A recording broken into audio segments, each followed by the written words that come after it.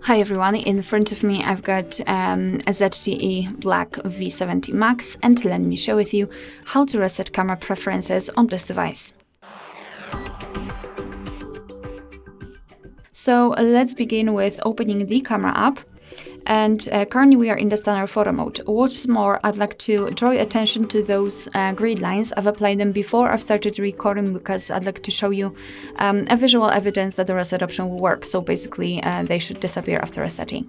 So now all we have to do is to enter the settings in the right upper corner. So let's tap on them, and here scroll down to the very bottom until you'll find Restore Defaults. So let's tap on it and confirm it with Done. And as you can see, we just automatically got back to the camera and the grid lines are not visible, which means that we just successfully reset all camera preferences.